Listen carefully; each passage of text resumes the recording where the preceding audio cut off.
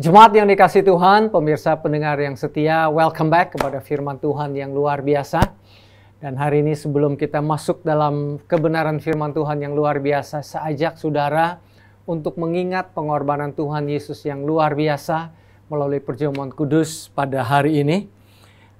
Tubuh dan darah Tuhan Yesus sudah diberikan kepada saudara dan saya sebagai pengorbanan yang sempurna, dan di dalamnya ada kesehatan ilahi, kesembuhan ilahi. Ini obat yang paling mujarab yang tidak ada side effect-nya. Sementara dunia kedokteran terus berkembang, yang ini adalah yang sempurna ya saudara. Oleh sebab itu pagi hari ini kita boleh mengangkat roti yang ada di tangan kita, dan kita melihat dengan kacamata iman bahwa ini bukan hanya roti biasa, tetapi tubuh Tuhan Yesus yang sudah dikorbankan buat saudara dan saya. Bilurnya, luka yang ada di tubuh Tuhan Yesus adalah obat yang paling mujarab buat saudara dan saya. Sebentar kami ambil bagian di dalam tubuh Tuhan Yesus dan kami menerima berkat dan kesembuhan ilahi dalam nama Tuhan Yesus. Mari kita makan tubuh Tuhan Yesus.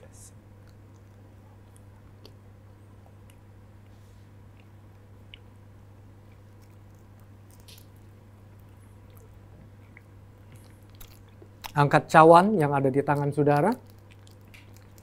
Bapa, kami mengucap syukur untuk pengorbananmu lewat darah yang dicucurkan. Kami melihat beyond daripada hanya anggur biasa, tapi darah Tuhan Yesus yang dicurahkan buat kami semua. Dan di dalam darah Tuhan Yesus ada kehidupan. Kehidupan Tuhan Yesus mengalir di dalam kehidupan saudara dan saya. Mari kita minum darah Tuhan Yesus.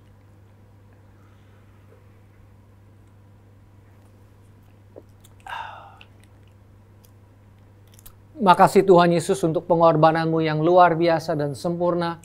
Kami menerima berkat dari surgawi. Kami menerima kehidupan yang kekal bersama dengan Engkau ya Tuhan Yesus. Dan kematian tidak lagi ada di dalam perbendaharaan hidup kami. Yang ada adalah kehidupan kekal di dalam nama Tuhan Yesus Kristus. Amin. Baik jemaat yang dikasihi Tuhan, pemirsa pendengar yang setia. Hari ini saya tidak sendirian, saya bersama dengan Pastor Ivan, gembala kita dari Jakarta City Blessing Line of Judah. Pastor Ivan, thank you for your time. Thank you for having me, Pastor. Hari ini saya percaya Tuhan berikan sesuatu yang luar biasa buat kamu untuk dibagikan buat kita semua nih. Dan jemaat yang dikasihi Tuhan, pemirsa pendengar yang setia, Pastor Ivan mendengar khotbah saya 2 minggu yang lalu bagaimana menghadapi tantangan badai yang saat ini ada dalam pandemi ini. Tapi Tuhan Yesus sudah memberikan damai sejahteranya di dalam setiap kehidupan saudara dan saya, sehingga kita bisa istirahat di dalam Tuhan Yesus, kita bisa rest, kita bisa tenang di tengah-tengah badai, dan itu juga adalah solusi bagi saudara dan saya di dalam melewati badai ini sampai kepada tujuan hidup kita, bahkan kita membawa orang lain sampai kepada tujuan hidup yang Tuhan telah berikan dalam hidup mereka.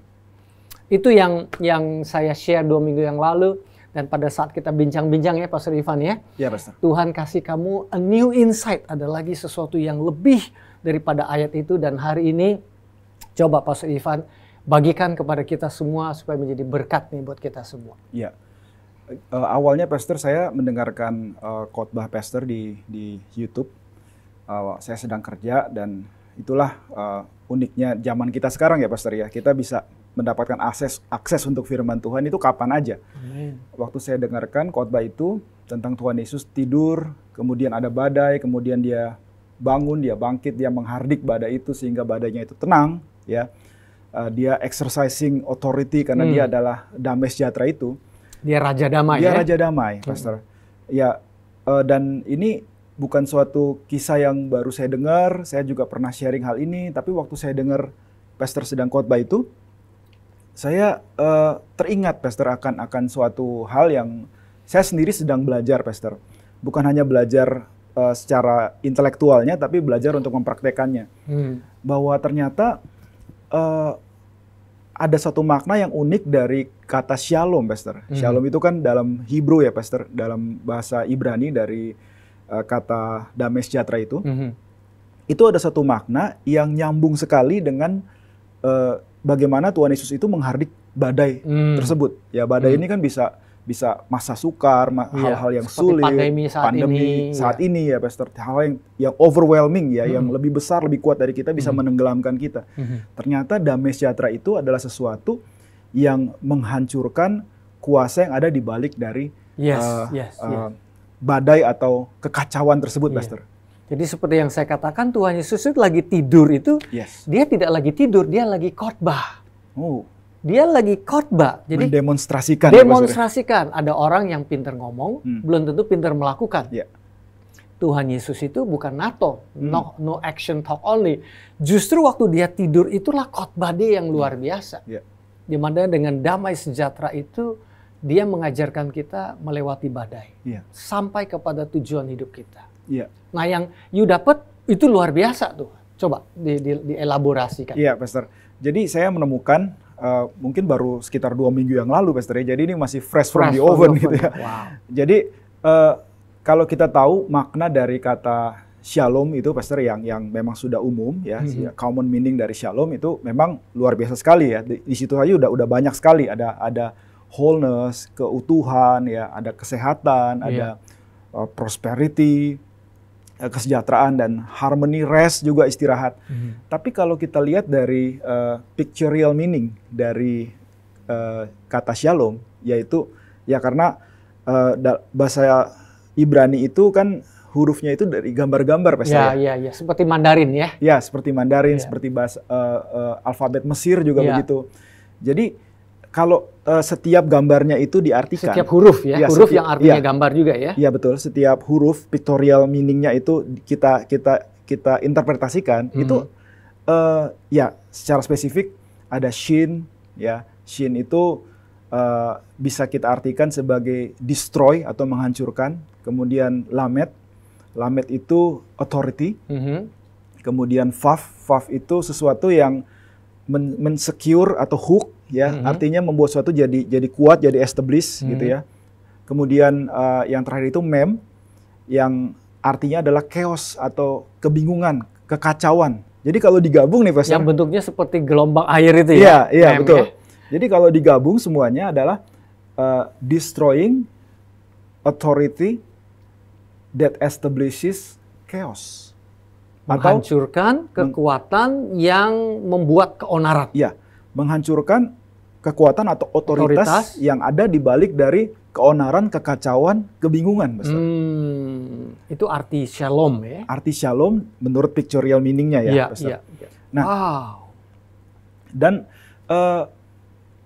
makna dari shalom yang memang sudah umum itu tidak salah sama sekali. Ya, tapi ada keunikan kalau kita mengerti mindset atau cara berpikirnya saudara-saudara kita orang Hebrew, yaitu sebelum ada rest, sebelum ada prosperity, maka shalom itu menghancurkan authority yang ada di balik segala chaos, segala kekacauan itu. Berarti shalom itu nggak cuma hanya biasa kalau orang pikir shalom itu orang pikirkan sesuatu yang pasif. Betul, that's exactly what I was thinking, Pastor. Dulunya tuh saya selalu berpikir bahwa kalau ada attack atau apapun masalah, kita bertahan dalam damai sejahtera. Damai sejahtera Tuhan ya, shalom ya. Kita harus bertahan, pokoknya jangan sampai terpancing misalnya, jangan sampai terprovokasi gitu ya, Pastor. Karena kan bolak-balik, iblis kan selalu begitu, Bro. Defensif jadinya ya. Padahal shalom itu ofensif juga ya. Jadi untuk kita bisa rest, maka kuasa daripada Tuhan Yesus, yaitu shalom yang sebenarnya, itu menghancurkan authority yang membuat semua kekacauan yang terjadi itu, Pastor. Wow, makanya waktu Tuhan Yesus bilang, hush, diamlah. Betul itu banget. Dari shalomnya yang kesannya defensif, tapi dari hal yang shalom yang ada di dalam hidupnya itu dia kan Raja Damai. Dia mengatakan, hush, peace, diamlah. Tenanglah, itu memiliki kuasa ofensif ya. Betul, yang menyerang. Nah di situ saya coba belajar, Pastor. Ya, saya bukan ahli bahasa Hebrew, tapi kita bisa mengakses banyak informasi-informasi Pastor saat ini. Jadi rupanya kata shalom itu punya military meaning, Pastor. Yaitu, maksudnya militer? Iya, jadi untuk menyerang juga bahasa guarding. Militer maksudnya ya? Iya, ada pengertian secara militer. Jadi menyerang dan juga tadi yang dulu saya mengerti yaitu bertahan. Jadi ada penjagaan yang luar biasa.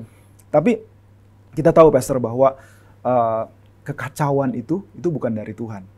Ada satu ayat saya kutip 1 Korintus 14 ayat 33, God is not the author of confusion but of peace.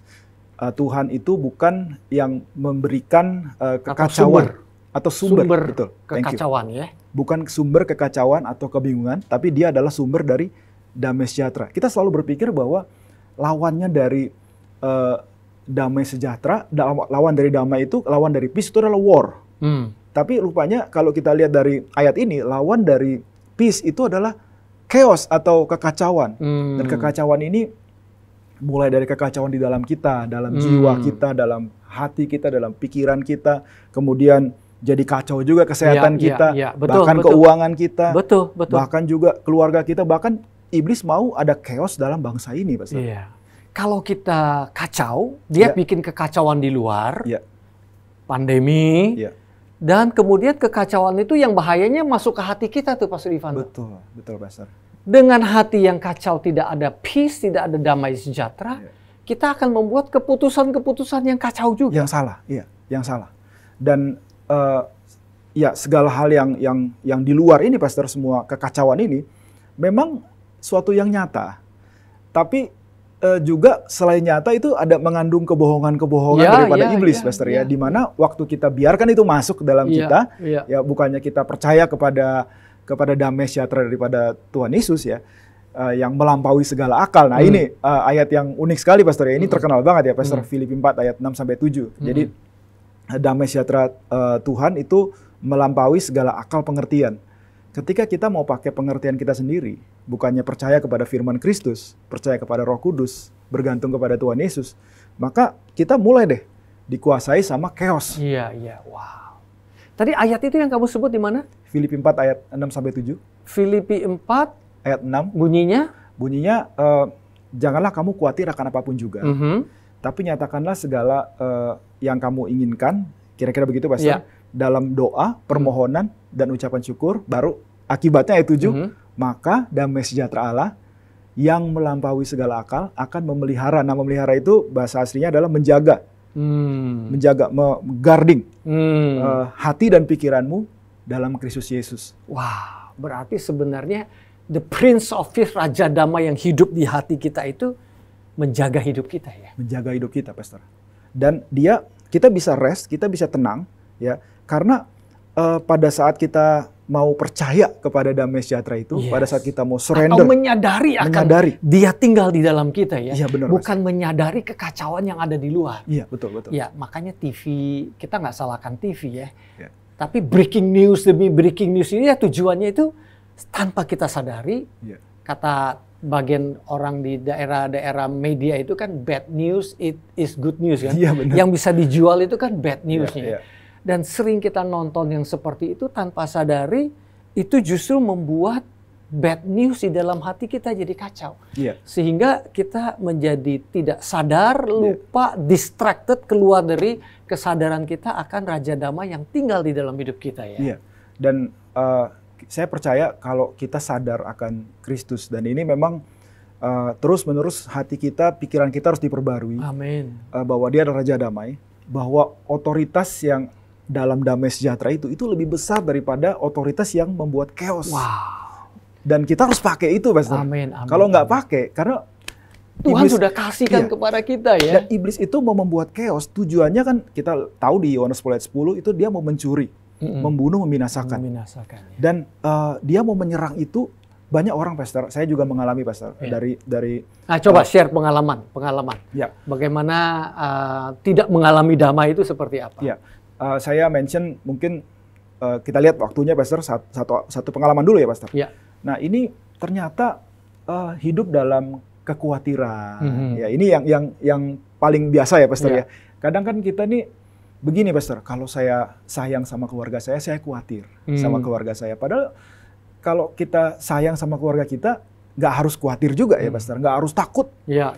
Kita bisa sayang, tapi kita percaya sama Tuhan untuk menjaga mereka. Iya, betul. Itu yang sehatnya begitu. Yes, sir. Concern, bukan khawatir ya, bukan worry ya. Karena waktu kita khawatir itu ya mungkin kan kita berpikir khawatir itu kan harmless ya, nggak apa-apa lah khawatir karena kan namanya manusia. Tapi khawatir itu akan bawa teman-temannya. Khawatir, kemudian takut, ya kan? Kemudian ya macam-macam, termasuk nggak bisa tidur. Saya ngalamin ini, Pastor. Nah, ada satu kejadian nyata nih, Pastor. Ya. Ini true story. Saya sudah minta izin, Pastor, untuk menyampaikan ini, tapi nggak usah sebut nama. Jadi, suatu ketika, beberapa tahun yang lalu, ada rekan saya ini, dia itu mengalami suatu konflik. Konflik yang luar biasa sekali, sehingga dia itu kehilangan damai sejahtera. Dia marah-marah, gitu ya. Dia betul-betul sangat terganggu, sehingga apa yang dia lakukan, Pastor? Dia matikan semua smartphone dia. Dia matikan, dia punya beberapa, dia matikan semuanya. Kemudian dia nggak mau cek dia punya laptop, kemudian telepon rumahnya itu kabelnya dia cabut. Karena dia nggak mau dihubungi oleh orang siapapun. Sampai segitunya efek kekhawatiran ya? Bukan khawatir, ini dia lagi marah, Pastor, lagi konflik dan dia marah sekali. Jadi dia mau shut off dari dunia luar selama beberapa hari. Nah, uniknya nih, Pastor, saya nggak ngerti kenapa. Pada saat dia matikan itu, nah dia punya investasi, Pastor, di luar negeri yang dia tanam di satu negara. Nah, investasi ini selama berapa tahun itu belum ada untungnya. Sampai tiba-tiba pada momen itu terjadi anomali di salah satu negara yang besar ya, Pastor ya. Dan anomali itu efeknya itu sampai kepada di negara di mana dia taruh investasi itu, sehingga pada hari itu waktu dia matiin handphone itu terjadi anomali itu membuat investasinya itu untung. Tapi Pastor, untuk mau dia harus execute kali berarti ya. Untuk execute itu harus ada izin betul. verbal dari dia. Iya. Jadi manajer investasinya itu Pastor dari luar negeri nih, telepon dia berkali-kali, Pastor. Wah, nggak bisa dihubungi. Nggak bisa masuk. Dia coba smartphone nomor 1 nggak bisa, nomor 2 nggak bisa. Dia kirim email, kan nggak dicek laptopnya, Pastor. Dia telepon ke nomor landline-nya rumahnya, juga nggak bisa masuk. Berkali-kali.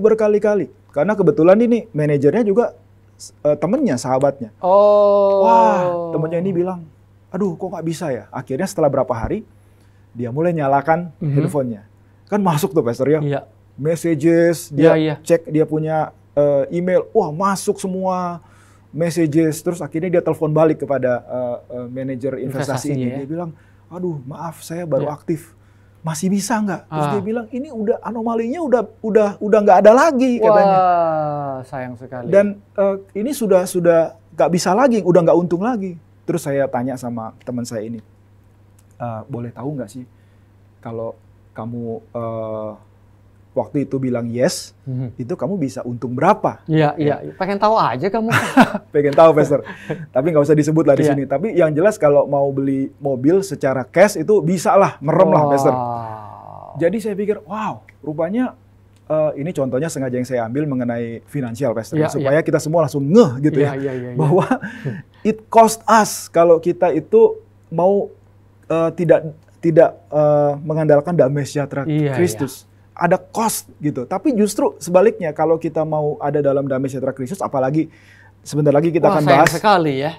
Itu ya, bagaimana iya, Pastor, memakai authority dalam shalom itu, Pastor, untuk membungkam, untuk menghancurkan authority yang dibalik chaos ini, maka kita akan sama kayak Tuhan Yesus bisa menikmati tidur di tengah badai. Berarti aplikasinya gini, Pastor Ivan ya. Kalau saja kita menyadari bahwa shalom itu bukan hanya defensif, tapi juga ofensif, kita tidak perlu takut, kita tidak perlu distracted, teralihkan perhatian dari kemarahan, dengan sepupunya kekhawatiran, dengan saudara tirinya, apalagi gitu ya. Kita bisa memakai shalom itu dan kita bisa memakai otoritas yang Tuhan berikan lewat hati dan mulut kita ucapkan aja seperti Tuhan Yesus. Hush, diamlah, Ya kan ya? Iya, iya, Pastor. Nggak salah Tuhan Yesus lakukan gitu, kenapa kita murid-muridnya, anak-anaknya, putra-putrinya nggak lakukan hal yang sama? Berarti kita punya otoritas untuk mengatakan, hei kemarahan, hei kebingungan, diamlah di dalam nama Tuhan Yesus. That's it, Pastor. Analogi yang unik yang saya pakai untuk membuat saya mengerti, Pastor, itu adalah analogi pistol atau senjata. Jadi sebelum kita bisa menembak dan kemudian ada peluru keluar, itu kan senjatanya harus diisi dengan peluru. Iya. Jadi kalau kita tembak pelurunya nggak ada, itu cuma loud, cuma suara keras, tapi nggak ada kekuatan, nggak ada pelornya, nggak ada pelurunya. Jadi kita harus masukkan dulu, Pastor, peluru itu. Saya juga bilang pada diri saya sendiri, masukin dulu pelurunya. Nah, biasanya kamu masukin peluru itu gimana tuh caranya, Pak Sullivan? Saya mesti ambil keputusan, Pastor, untuk saya harus dengarkan firman Kristus. Firman Kristus itu kan nggak bisa gini, Pastor. Kita sudah dengarkan di hari Minggu, misalnya ya.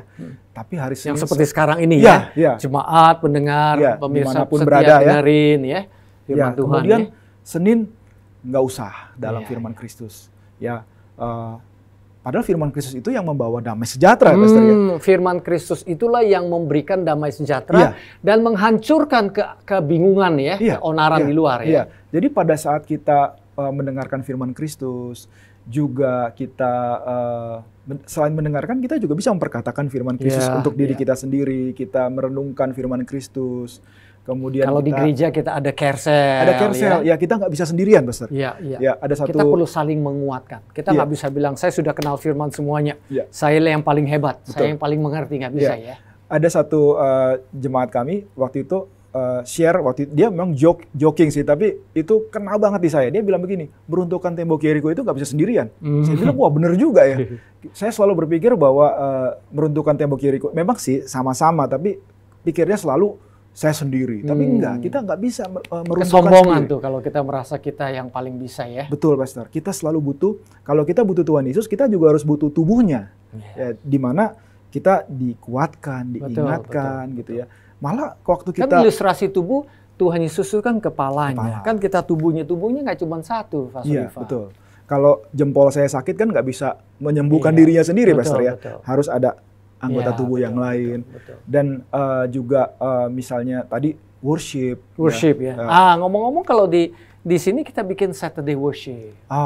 Kita develop lifestyle untuk menyembah Tuhan. Benar, Pastor. Terutama apalagi saat ini, Pak Sullivan. Di tengah-tengah pandemi ini orang-orang belum bisa datang ke gereja, belum bisa gathering secara fisik. Kita bikin lewat Zoom. Saat ini banyak sekali yang kita bisa lakukan untuk kita membantu kita untuk menyembah Tuhan, memuji Tuhan, dibanding zaman-zaman dulu, Pastor ya. Ada banyak dari YouTube, dari banyak hal kita bisa pakai. Gereja bahkan menyediakan fasilitas itu di mana kita bisa terbantu, Pastor ya, untuk lift our soul. Dan pada saat itu kita bisa berbicara kepada jiwa kita ya, Pastor. Ini juga yang menolong saya sekali kan. Di kitab Mazmur kan dikatakan, why so downcast, oh my soul, put your hope in God. Kenapa sih jiwa itu kamu tertekan? Kamu percaya kepada Tuhan. Kalau dalam Mazmur 42 itu, Pastor, ini mungkin kalau boleh saya kutip sedikit aja, Pastor. Kenapa jiwa kamu tertekan? Kenapa kamu disquieted within me? Itu disquieted itu dalam bahasa Inggris artinya growl. Growl itu artinya tidak tenang, Pastor.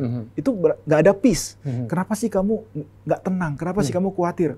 Kamu berharap pada Tuhan. Kamu mulai memuji Tuhan, menyembah Tuhan. Itu kita sedang memasukkan peluru. Begitu pelurunya sudah masuk.